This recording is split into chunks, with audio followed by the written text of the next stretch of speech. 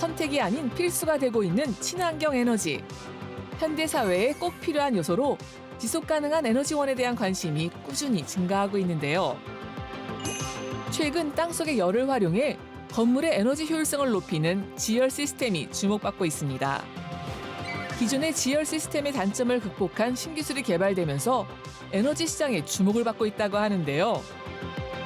건물의 에너지 자립을 실현하는 친환경 에너지, 지열 시스템에 대해 자세히 알아봅니다. 네, 친환경 에너지에 대한 관심이 뜨겁습니다. 오늘은 그중에 하나인 지열 에너지에 대한 이야기 함께 나눠보려고 하는데요. 도움 말씀 주실 안근목 대표님 모셨습니다. 안녕하세요. 네, 안녕하세요. 예, 어서 오십시오. 지열 에너지, 말 그대로 땅이 가지고 있는 열을 활용하는 에너지원을 말할 수 있는데 우리나라에서도 이 지열 에너지가 활발하게 활용이 되고 있다고요? 네, 우리나라 지질지반 특성상 500m 이내 깊이 땅속 온도가 연중 15도에서 20도를 유지하고 있는데요. 예.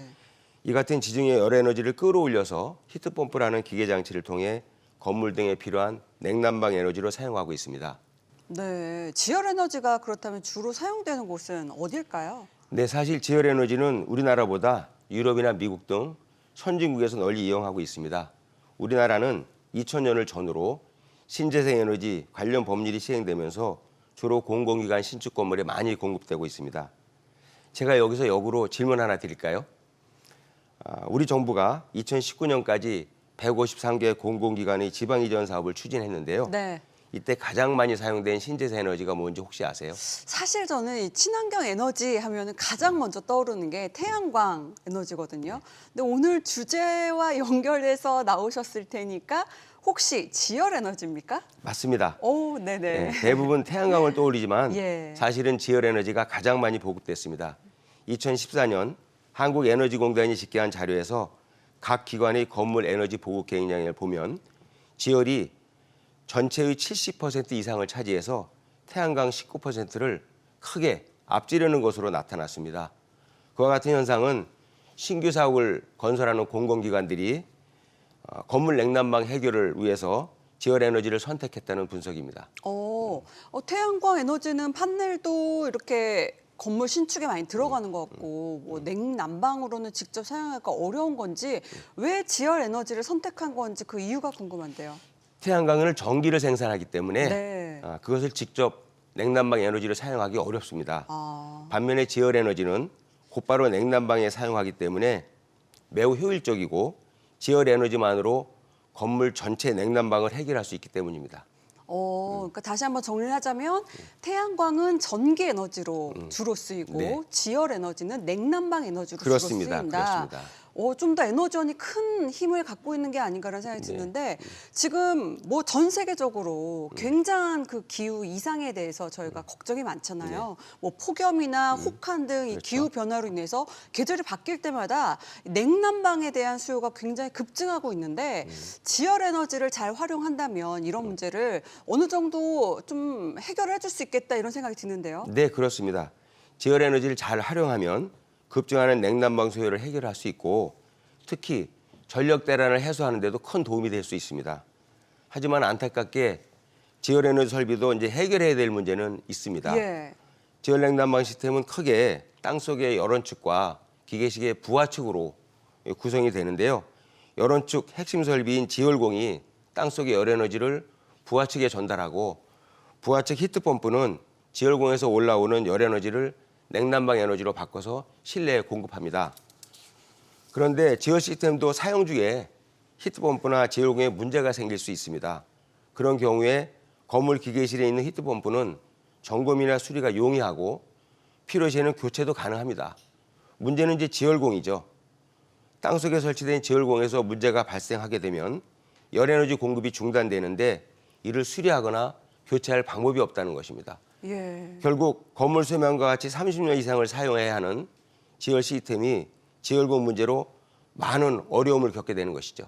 그러게요. 뭐 아무래도 땅 속의 열을 이용하는 시스템이다 보니까 얕게 묻지는 않았을 것 같아서 네, 그렇죠. 뭐 고장 났을 때마다 땅을 펼 수도 없고 땅 속에 있는 지열공의 경우에는 이 문제가 생겼을 때 수리나 교체가 어렵다는 네, 점이 네. 있네요. 네. 자, 그렇다면 고장이 발생한다 했을 때 주된 원인은 뭐가 있을까요? 지열 시스템의 핵심 설비 중에 하나인 지열공을 설치하는 방식에 따라서 개방형과 밀폐식으로 이제 구분이 되는데요. 예. 기존 개방형의 경우는 약 500m 깊이 지열공 안에 설치한 PVC 파이프에서 파손이나 변형, 유공간 막힘 현상들이 발생해서 고장의 원인이 되고 있고요. 예. 밀폐형의 경우는 동일 용량을 설치할 경우에 개방형 대비 8배 이상의 지열공을 건축물 하부에 집단적으로 설치하게 됩니다. 그러다 보니 작업이 복잡하고 장시간 운전 시에는 효율이 떨어지는 경우가 많은데요. 그런 현상이 발생했을 때 원인 점검이나 유지 보수를 할 수 없다는 것이 가장 큰 문제로 지적이 되고 있습니다. 예. 아까 말씀하신 것 중에 500m의 네. 시스템이 있다라고 하니까 이게 말이 500m지. 실제 고장이 나면 굉장히 어려운 상황에 놓이겠다는 생각이 되는데 효율 저하가 발생을 해도 점검을 좀 쉽게 할 수 없다는 점이 아쉽긴 합니다. 그렇다면 이런 문제를 좀 해결할 수 있는 방법 없을까요? 있습니다. 그래서 예. 저희가 기존 지열공에서 나타나는 문제점을 해결하기 위해 지열공 안정화 기술을 개발을 했습니다. 네. 건축 부지에 전체에 많은 지열공을 설치하고 그 후에 건물을 지을 수밖에 없는 밀폐형 방식과는 달리 건물 옆 작은 공간에 소수의 지열공을 설치하게 되는데요. 장점이 많습니다. 먼저 지열공 구조 개선으로 시공이 용이합니다. 또한 내부 순환 설비 간소화로 열교환 성능이 많이 높아졌습니다. 가장 큰 장점은 지열공에서 문제가 생겼을 때 신속한 원인 점검이나 유지 보수가 가능하다는 것입니다.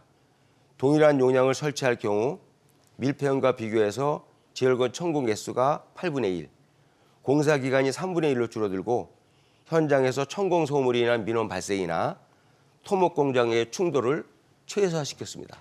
예. 저희 지열 시스템은 이러한 장점을 인정받아서 업계 최초의 건설 신기술로 지정되었습니다. 네. 문제가 발생했을 때 일단 수리가 가능하다, 용이하다는 점이 핵심인 것 같은데 이 개방형 시스템의 설치 사례도 그래서 점점 더 늘어나고 있는 추세라고요. 네, 저희는 2019년부터 전국적으로 170개가 넘는 공공기관 신축 건물의 지열을 설계 보급하고 있습니다. 그중에 52개의 사업이 순차적으로 완료되어서 현재 사용 중에 있고 나머지는 설치 시공 중에 있는데요.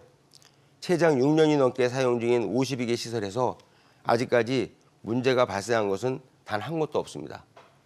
이것이 신기술 적용으로 지열공이 안정화된 결과라고 생각을 합니다.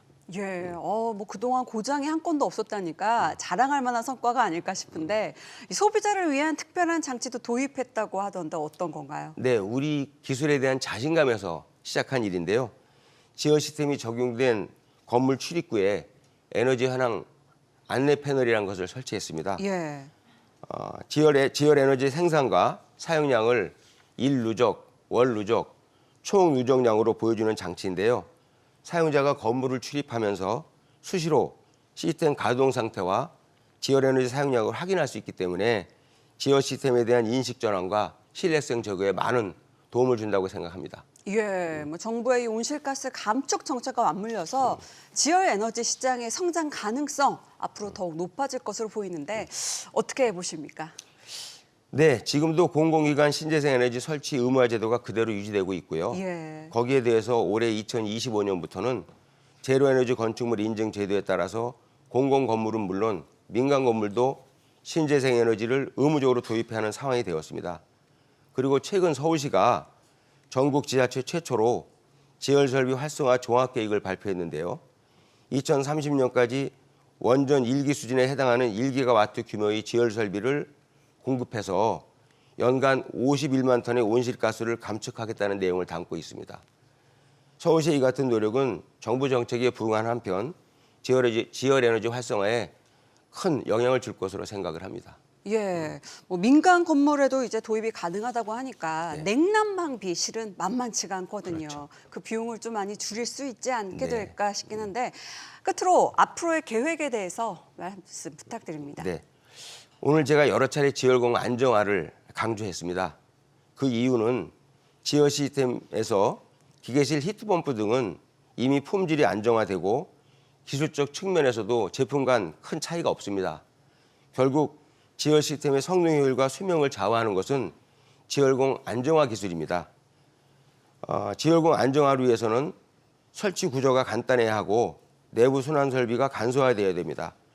가장 중요한 것은 지열공 고장 시에도 원인 점검이나 유지 보수가 가능한 구조와 기능을 갖춰야 한다는 것입니다.